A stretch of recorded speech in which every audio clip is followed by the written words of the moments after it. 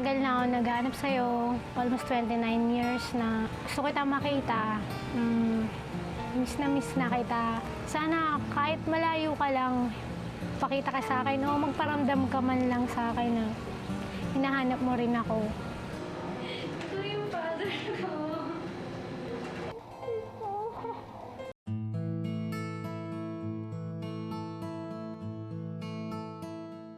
Kung sino man po nakakilala kay Mario, pangalan si Intoy, sabihin lang nandito kami sa TV na nawagan na gusto ko siya makita. O mayakap dahil hindi nyo man makikita ng Oo po, hindi po nga po mga... Ay, kuya. Dapat ko nandito eh. Sa 5 taong pag-ere ng aming programa, nasaksihan natin ang mahigit 500 pagtatagpo na umantig din sa ating mga puso. Ngayong gabi, muli nating balikan ang mga istoryang nagpaiyak, nagpangiti at nagpalukso ng ating dugo dito sa Reunions. Tulungan niyo po kami.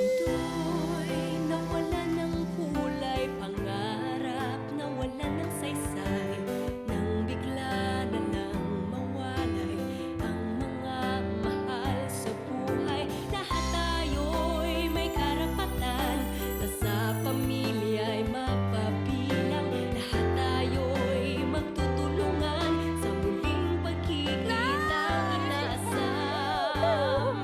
Ang naghahanap ay may pag-asa, ang nawawala ay makikita. Nasirang pamilya muling mabubuo, gumuhong pangarap muling itatayo dito sa Reunions.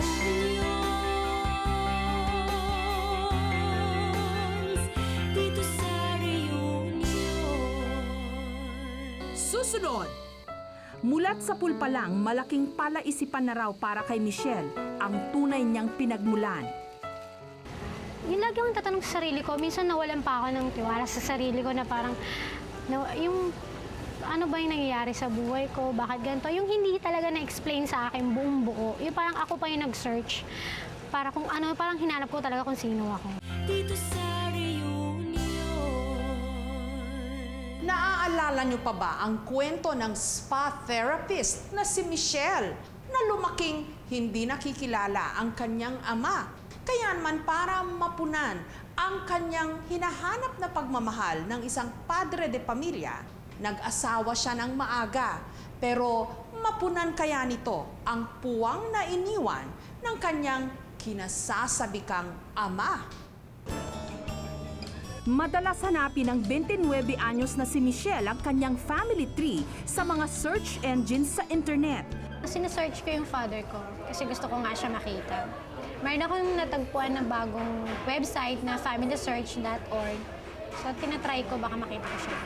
Kahit anong impormasyon kasi, gusto niyang makakuha tungkol sa ama na mula nung nagkamalay siya, hindi pa rin niya nakikilala. Gusto ko siya mayakap. Gusto ko siyang mahawakan man lang. Malaman niya na okay ako kahit papaano. Malaki na ako. Ayon kay Michelle, marami raw kasing humadlang sa pagsasama noon ng kanyang mga magulang. Pinanganak ako, tapos kinuha ako ng lola ko. 1 week pa lang. Tapos nung bumabalik yung father ko para kunin ako, alam ko, sinabi, binugbog daw siya. Ginulpi siya na parang ayaw sa kanya. Parang ganun. Kasi bata pa yung mama ko nun. Kaya naman si Michelle, lumaki na ang kinagis ng magulang ang kanyang lolo't lola. Nagkaroon na kasi ng panibagong pamilya ang kanyang tunay na ina. Sa lumalaki na ako na parang, nag-iisip ako na parang ang dating, yung mother ko is kapatid ko, kaparehas ko ng apelido. Grade school ako noon eh. Yung teacher ko nagsasabi siya na gawa ng family tree. Hindi ko alam kung sino susulat ko sa mother ko. Kasi sinasabi nga, mama ko to, itong isa. Tapos yung mama ko, yung lola ko. So, hindi ko siya masulat kung paano. Tapos yung nagiging nangyayari is, ang mother ko is yung lola ko sa family tree. Lolo ko, yung father ko. Mulat sa pulpa lang, malaking palaisipan na raw para kay Michelle ang tunay niyang pinagmulan. Yung lagi akong tatanong sa sarili ko, minsan nawalan pa ako ng tiwala sa sarili ko na parang, yung ano ba yung nangyayari sa buhay ko, bakit ganito, yung hindi talaga na-explain sa akin buong buo, yung parang ako pa yung nag-search, para kung ano, parang hinanap ko talaga kung sino ako. Ang inaasam niya, pagmamahal ng isang ama na pilit niyang hinanap sa ibang tao. Naging close ako sa mga lalaki. Naghahanap ako ng kalinga ng ama. Kaya basta parang malapit ako sa lalaki. Parang feeling ko lahat ng lalaki o maging boyfriend ko noon. Doon ko hinahanap yung pagiging tatay. Hanggang sa nakilala ni Michelle ang lalaking itinadhanang maging ama ng kanyang mga anak. Ayaw ko rin mangyari sa mga anak ko yan ang nangyari sa kanya. Dahil di ko kaya yan.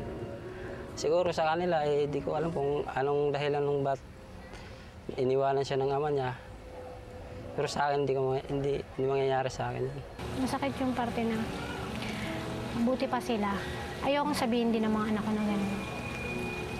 Kasi ayokong madanas nila yung hirap, yung sakit sa puso. Kaya gusto ko laging masaya.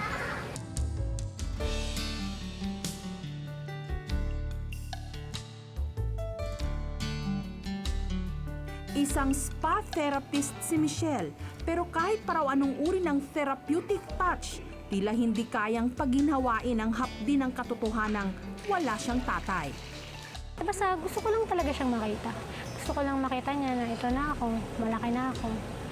Yung iniwan niya na sanggol, malaki na ngayon. May mga apo na siya. Wala akong susumbat sa kanya. Wala naman akong karapatan magsumbat eh. Matagal na ako naghahanap sa'yo. Almost 29 years na gusto kita makita. Miss na kita. Sana kahit malayo ka lang, pakita ka sa akin o magparamdam ka man lang sa akin na hinahanap mo rin ako. Kasi parang kalahati ng buhay ko yung nawawala kasi hindi pa kita nakikita. Ayon kay Michelle, Ramon Salamat Sadsad ang buong pangalan ng kanyang ama. Sa tansya niya, mahigit 50 anyos na raw ito ngayon. Sa pagkakaalam niya, dati raw itong nakatira sa Batangas. Agad nang nagsaliksik ang aming grupo. Base sa talaan ng COMELEC, isang Ramon Salamat Sadsad ang nakarehistro hindi sa Batangas, kundi sa Etxague, Isabela. Dito na kami dali-daling tumungo sa Isabela. May nahanap po kaming tao, ang pangalan Ramon Salamat Sadsad. Doon sa kwan. Saan po? Kapit-bahay ko yun eh. Sa ilalim ng tirik na araw, sa lugar na ito kami dinala ng aming napagtanungan. Tao po. Kayo po si Mang Ramon. Ay, magandang umaga po. Kami po yung sa QTV sa reunions po, tay. Opo, may i-verify lang po kami kasi nakuha po namin yun pong pangalan po ninyo from COMELEC. Meron po kasing taong naghahanap po sa inyo. Nais lang po namin kumpirmahin kung may kilala po kayo na Criselda Sanchez po. Sino po si Criselda po? Kasi nagkaroon ako ng relasyon sa kanya. 1970s yata, ito mag-80s. Hindi ko maalala kung anong year yun. Ang bahay niya sa likod ng National University, RAM 3 RAM, nung time na kilala ko yun. Meron ho ba kayo natatandaan o naaalala na naging bunga po or naging anak po ninyo sa kanya? Ano po ang pangalan? Base po sa... Michelle. Dalaga nung si Criselda, may asawa ko, nasa Manila ko, tumira ko sa tabi ng bahay nila. Nararamdaman nila, nagkakaroon kami ng relasyon. So, siyempre, kapatid nila yun, mga lalaki sila. Ayan na dumating sa punto na ganun lang ang sitwasyon ng kanilang kapatid, magiging closet girl. Kaya sinaktan nila ako. Hanggang sa nagreklamo ako sa Kamprame, hanggang sumampa ang kaso sa City Hall ng Manila. Pero hindi rin naman umusad ang isinampa niyang kaso. Ang sumunod na lang na nabalitaan ni Mang Ramon, inilipad na di umano palabas ng Pilipinas ang kanyang unika iha. Parang chance na baka sakaling gusto siguro nandoon, gusto mo ring makita. Either the mother or the child. Ganun lang. So hanggang sa naging busy na ako, marami nang naging tumakbo sa buhay ko. Kaya siguro nagkaroon ng neglection sa kanya. Ngayon, bumilang na sa 16 ang mga supling ni Mang Ramon. At sa lahat sa kanila, bukod tanging si Michelle lang daw ang napagkaitan niya ng kalinga. Kung papaano ko i-care at bigyan ng pinakamagandang quality control ang duyan na yan, chinecheck ko yan isa-isa bago namin i-market yan. May rejection dyan. Siguro, pag dumating ang time na si mga kasama ko, tulad na sinabi ko sa iyo kanina, hindi siguro magtatampo ang iba kong anak. Nabigyan ko siya ng isang magandang atensyon. Kung alam lang daw ni Michelle na kailanman hindi niya ito nalimutan. Yung nire-review ko, iniisip ko, nasaan na kaya itong mga ito? Papaano ang mga ito? Ano ba ang buhay nito? Dumadating din sa akin ang time na gano'n. Hindi yung totally na nawala na sa isip ko, physically nawala din sila. Iniisip ko rin sila. Sa pagkakataong ito, isang mensahe ang inaasahan ni Mang Ramon na aanurin saan man naroroon si Michelle. Michelle, anak, kung sa tulong ng mga tao nagpunta rito para magkita kita, blessing ito sa atin. Sana, sa lahat ng pagkukulang ko at ma-recognize mo akong ama, nagpapasalamat ako sa iyo at sa mga taong lumapit sa akin para mag-materialize ang ganito. Sana pag nagkita tayo, masaya ka, tulad ko magiging masaya rin. Dito sa reunion. Susunod, ang hindi niya alam, ang susunod na niyang hihilutin, ang kanyang tunay na ama. Si Christian, 24 years old, 5'5" ang taas at may katabaan. Huling nakita December 24, 2010. Si Wilfredo Astur, 42 years old, 5'7" ang taas. Huling nakita sa San Jose Rodriguez, Rizal. Dito sa reunion. 10 oras ang kinailangan para mahanap namin ang ama ni Michelle na si Mang Ramon sa Isabela. Muli po nating tunghayan ang madamdaming pagtatagpo ng mag-amang Michelle at Mang Ramon. Hindi pa nagigising ang hanging araw nung sunduin namin si Michelle at ang kanyang mister na si Jerwin para pumunta ng Isabela. Ang alam nila, may kukumpirmahin kaming lead doon na magtuturo sa kinaroroonan ng kanyang ama. Ang hindi nila alam, nahanap na namin si Mang Ramon.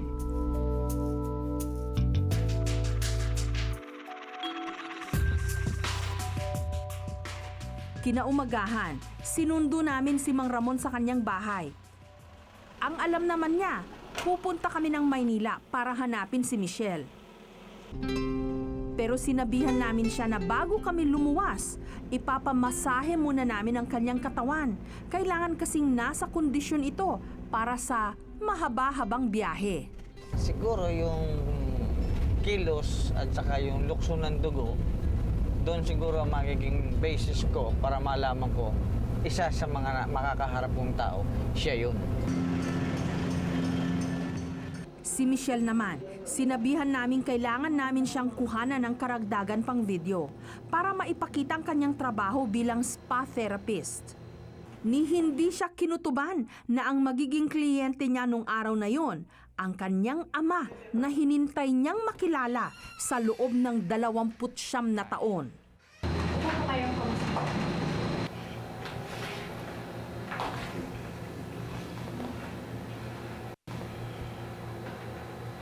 Okay lang po. Okay lang po yung pressure. Nangangatal ka ba? Yun totoo.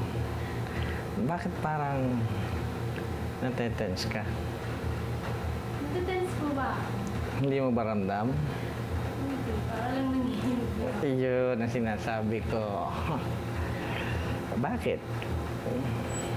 Hindi ko po alam. Oo, come on. Sige na. Hindi ko alam eh. Sabihin mo totoo. Siya ba yung ano? Teka lang. Siya yung camera. Oo. Ikaw? Oo. Hindi nga. Oo nga. Hindi makapanipaniwala makapaniwala si Michelle na ang amang ketagal niyang kinasabikang makita, heto, nasa harapan na niya. Ito yung father ko.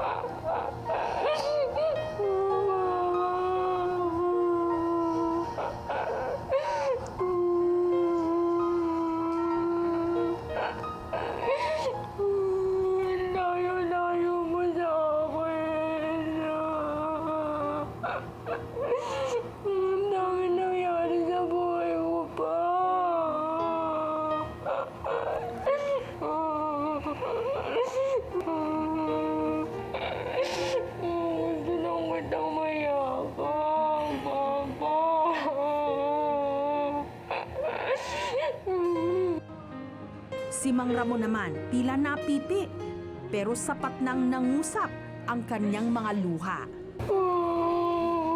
Mapo ka na.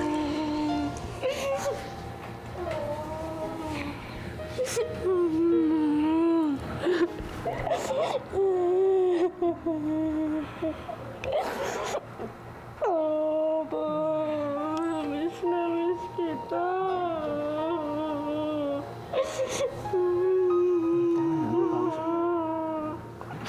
Gusto lang kitang kaya ka. Awal lang sa akin yun. Kahit ito lang sa loob ng 29 years pa. Ito lang hinihingi ko. Yakapin mo lang ako. Yan lang ang hiningi ko. Yan lang ang lagi kong dinadasal pa. Alam mo, Hindi pa. basta, Yan dati basta parang lagi lang ako malungkot. Pero nakita, parang nabuo na. Maganda Basta yun. natutuwa talaga ako. Nakita mo ang mama. Okay lang yan. Talagang ganyan. Huwag ka mag-alala. Sayang late ka na. Pero anyway, may ayos din natin yan. Maya-maya lang, masayang ipinakilala ni Michelle ang kanyang asawa sa kanyang ama. Asawa ko pa. Pumamit pa kayo. Of all the people na kinawan mo, si Manny Pacquiao pa. Siyempre, para popular ba? Yes. Gumanak si Papa ako, niyakap ko. Madami kang family tree, di ba? Ako hindi ko Hindi mabuo yung family family tree. tree ko. Oak tree yun, oak tree. Nung araw na yun, tila pinatangay na rin nila sa hangin lahat ng bigat ng kanilang kalooban. Yung sinasabi ko nga sa kanya na yung lukso ng dugo, lahat ng doubt o anumang bagay na nakagugulo sa isipan, walang bigla yun. Kasi iba na ang dumating, iba ang attention, iba ang wave. Kaya totally demolished na yun. Yung current, yun na lang ngayon. Masaya, maligaya, kasama ko siya. The branches of the future are rooted in the past. Kaya't mahalaga na malaman natin ang ating pinagmulan dahil ito ang ating magiging gabay sa pagtahak sa ating hinaharap. Dito sa reunion. Susunod, sa ikalawang pagkakataon, muling mananawagan si Mang Rodolfo kung saan siya'y naging emosyonal. Sige lang po. Oo, kung di nyo na ho kaya, okay lang. O basta, pag nahanap natin siya, bihado, magiging masaya kayo, no, Mang Rudy? Oo nga po eh. Si Christian, 24 years old, 5'5" ang taas at may katabaan. Huling nakita December 24, 2010. Si Wilfredo Haduka, 48 years old, huling nakita April 9, 2010. Dito sa reunion. Isa sa mga nakapanayam ko dito sa reunions, ang bulag na si Mang Rodolfo. Dahil sa kanyang kapansanan, doble ang kanyang paghihirap. Matagpuan lamang ang nawalay niyang kapatid na si Mario. Lumiwanag na ang kwartong ito. Pero ang 47 anyos na si Mang Rodolfo nananatili pa rin sa dilim. Isa kasi siyang bulag. 3 taong gulang pa lamang si Mang Rodolfo nung aksidenteng napatakan ng asido ang kanyang mga mata.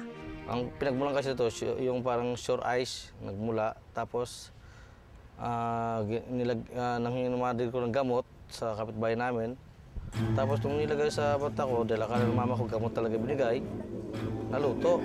Pero, hindi na alarm yung mother ko, kala niya ganun lang. Nilagay yung kabila pa. Mula noon, nawala na ang paningin ni Mang Rodolfo. Sa kabila nito, pinilit pa rin niyang mamuhay ng normal. Dito kasi, yung mga gamit ko alam ko, kabisado ko kung saan nakalagay, kung saan nakapwesto. Pakiramdam ko parang normal pa rin naman mga ano ko Mata nga lang wala. Sisiw lang para sa kanya ang magsaing. May sarili rin siyang diskarte sa pag-alam ng oras. 11:35 na ang oras ngayon mga kaibigan. Ang mga sira-sirang wiring ng ilaw, kayang-kaya rin niyang ayusin. Ayan, umilaw na. Yan. Lalagyan ko na ano. At syempre, hindi rin siya pahuhuli sa paggamit ng cellphone. Yun, walang signal Personal kong nakilala si Mang Rodolfo. So, paano yun? Alam niyo ba kung ang itsura ng mundo? Hindi ko man alam, pero hindi ko man siya makita ang tsura. Pero na-imagine ko, maganda. Na-imagine Opo, niyo na lang? na-imagine ko maganda. Pero bagat maganda, magulo naman. Kasi nararamdaman ko magulo Hawak. Ang misis niyo ho, nakakakita. Opo, normal po naman siya. Kaya naman. Ilan na ho anak niyo? 2 lang ma'am. Oh, ang lungkot ho, hindi niyo ho alam ang mukha ng misis niyo Opo. tsaka yung mga anak niyo. Opo, pero kahit naman hindi ko siya nakita, gaya ng sinabi ko, na-imagine ko sila, alam ko mga pogi sila, mga may tsura din naman, mga tao rin naman. So puro imagine ho pala Opo, kayo, opo. Mang Rudy, ano? Opo. Pero okay ho yun, at least kaya niyo mag-isa. Oo nga't hindi nakakakita si Mang Rodolfo, pero hindi ito hadlang upang siya'y makapagtrabaho. Araw-araw nga siyang bumabiyahe mula San Jose del Monte, Bulacan, patungong Quezon City. Ganitong ginagawa ko araw-araw. Na-experience ko minsan lumalagpas nga. Mahirap din naman, pero kaya lang, sana yun. Parang galaw din ang isang normal. Makalipas ang mahigit 1 oras, narating na rin ni Mang Rodolfo ang batasang pambansa, ang kanyang opisina. Pero hindi po siya congressman o mambabatas. Siya ang masahista ng mga kongresista. Sa kongreso po ako nagmamasahe araw-araw, umaalis po. So kaya niyo ho mag-isa. Opo. Yung buong kongres, nalilibot ko yun Talaga Opo, ho? magiging mga staff o yung mga empleyado, nagtataka sila, ba't ko na kabisado? Pinangginalan pa nga ako, nakakita raw ako, sabi ko, hindi ho. Talagang kabisado ko lang. Akala nila nakakakita Oo, duda kayo. pa sila sa akin dahil bakit ko raw kabisado magbukas ng mga kwarto-kwarto. Yun, kaya talagang naniwala na talaga silang bulag talaga Maganda man ang disposisyon niya sa buhay, hindi pa rin naging ligtas sa pangungutya si Mang Rodolfo. Minsan naapi ako, minsan ko lalo ko tinutokso ako isang bulag. Hindi ko parang hindi ko matanggap. Pero inunawa ko rin yun dahil siguro sabi ko, matatanggap ko sarili ko. Sa mga pagkakataong ito, higit niyang naaalala ang kapatid niyang si Mario na mahigit 2 dekada na siyang walang balita. Mang Rudy, meron daw ho kayong kapatid na hindi niyo pa nakikita? Oo nga po ma'am, totoo yun dahil matagal na po kami hindi nakita siguro. Kahit hindi ko man siya nakita pero hindi ko na siya naramdaman dahil matagal na nga yun. Sobra 20 taon na po yun. Taong 1985 nung huli silang magkita ng kanyang kapatid sa Leyte, matapos siyang magdesisyong magtrabaho sa Maynila. Minsan huli, nabalita ko na nasa Masbate na lang daw, nasa Masbate na siya umuwi. Kasi doon po nakapag-asawa, wala nang hindi na ako nagkaroon ng balita. Maging ang kanyang kapatid na si Presi, miss na rin ang kanilang bunso. Sabi ko na makita talaga yung kapatid ko na yun. Gusto ko na talaga makita. Kasi tagal na ilan years na. Okay, we're back. Maghihirap. Mabuhay po kayo. Minsan nang naitampok sa programang Kung Ako Ikaw ng GMA7 si Mang Rodolfo at dito sinamantala niya ang pagkakataon na makapanawagan sa kapatid niyang si Mario. Kami ay nananawagan kay Mario Donaire. 20 years ka nang hinahanap ng kuya mong si Rudy. Eto, si Mang Rudy. Mr. Rudy, kung gusto mo daw pagkausap kayo, makipag-ugnayan ka lang sa amin dito sa Kung Ako Ikaw. Dahil matagal na raw kayo hindi nagkikita. Opo. At ngayon, sa ikalawang pagkakataon, muling mananawagan si Mang Rodolfo kung saan siya'y naging emosyonal. Sige lang po. Oo, kung di nyo na ho kaya, okay lang. O basta, pag nahanap natin siya, bihado, magiging masaya kayo, no, Mang Rudy? Oo nga po eh. Gusto niya na ho siyang makita. Susita po kayo ma'am kasi Okay lang ho yun. kami kung sino man po nakakilala kay Mario, pangalan si Intoy, sabihin lang nandito kami sa TV na nawagan na gusto ko siyang makita. O mayakap dahil hindi nyo man makikita, no, Mang Opo, Rudy? hindi po nga po makita. Mayakap man lang. Opo, yun. Oo. Sa pakikipanayam namin kay Mang Rodolfo, nalaman namin na Mario Donaire ang buong pangalan ng kanilang bunsong kapatid.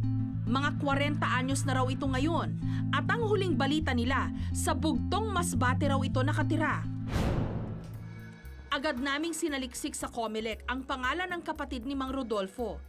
At lumalabas na may Mario Donaireng nakarehistro sa Barangay Tugbo sa Masbate City. Wala na kaming inaksaya pang oras. Mula Maynila, bumiyahe kami ng Masbate.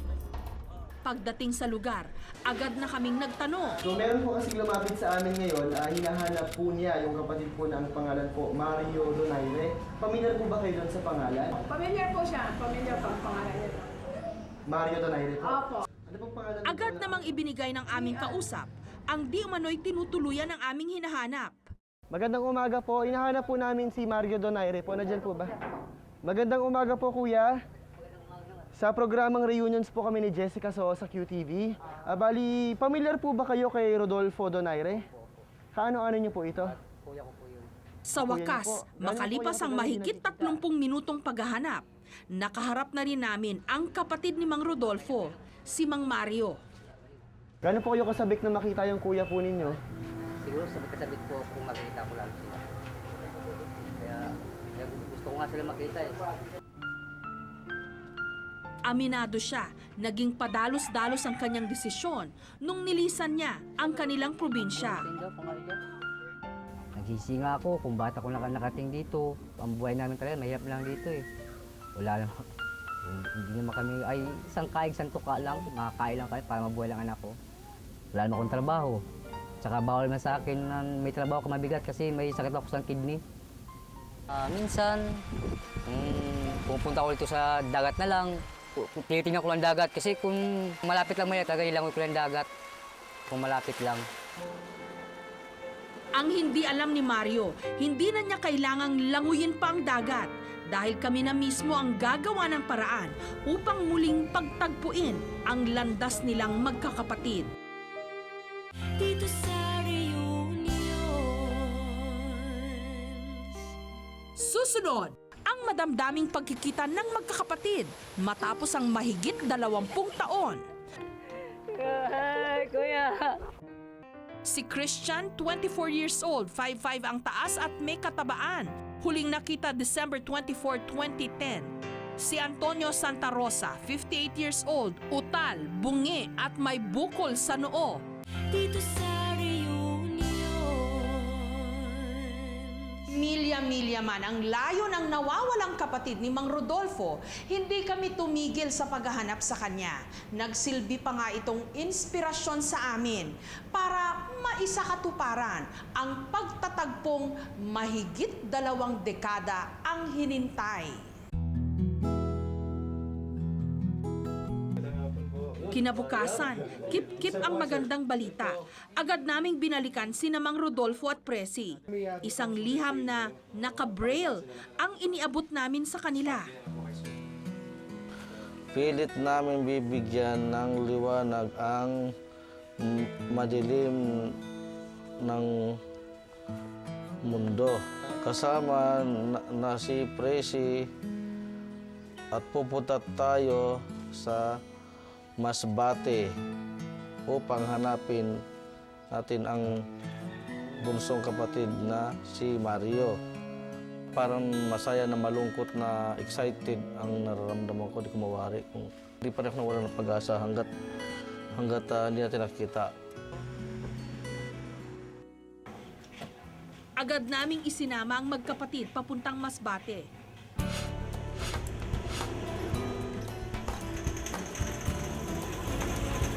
Makalipas ang mahigit 15 oras, narating na rin ni Mang Rodolfo ang lugar. Nung mga oras na yon, bumababa na ng bundok ang mag-asawang Gina at Mario. Wala ni sa hinagap nila na ang bubungad ang mga taong kinasasabikan nilang makita.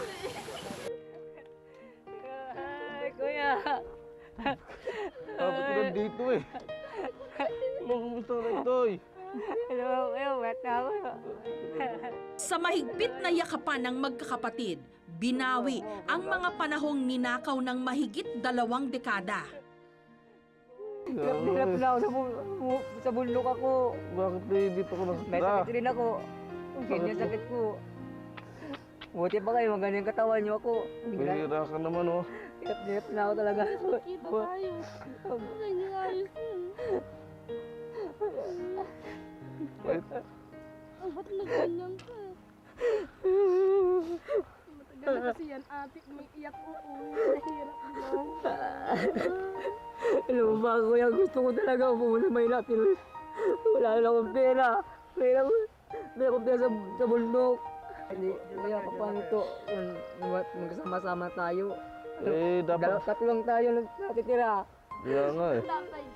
Patay na namin.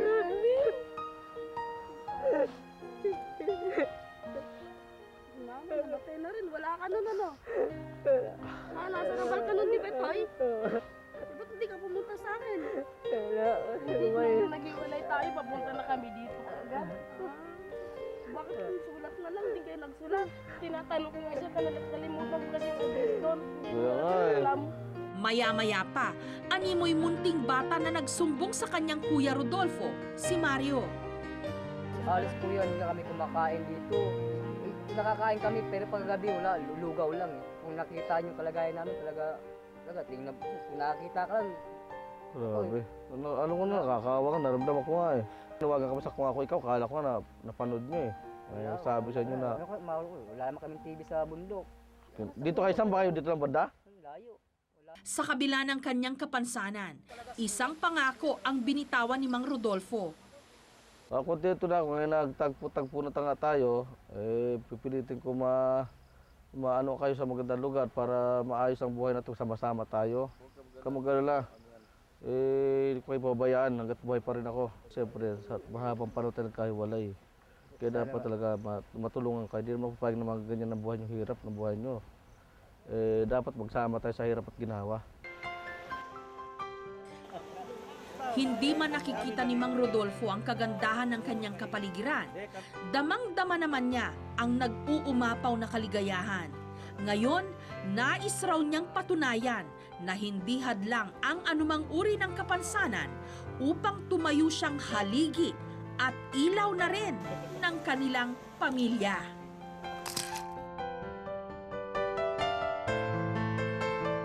Dito sa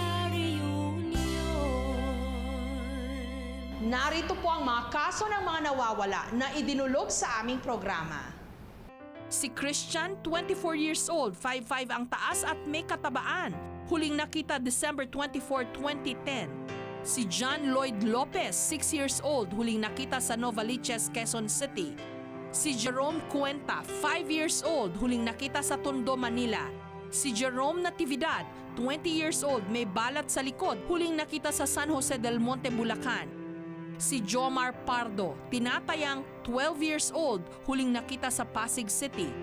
Si John Michael, 4 years old, huling nakita sa Santo Tomas, Pasig City. Si Rose Ann Infante, tinatayang 9 years old, natagpuan July 6, 2009 sa Pasig City. Si Nasbea Guro, 8 years old, natagpuan May 28, 2009. Si June Bali, 8 years old, natagpuan August 13, 2009 sa Makati City. Magandang gabi, ako po si Jessica Soho. Samahan niyo po kaming muli sa susunod na linggo sa ating pagbabalik tanaw sa mga istoryang kumurot sa ating mga puso. Kami pa rin po ang inyong mga kaagapay sa puspusang paghahanap at ang tanging hangad namin, pagbuklurin ang bawat pamilyang Pilipino dito sa Reunions.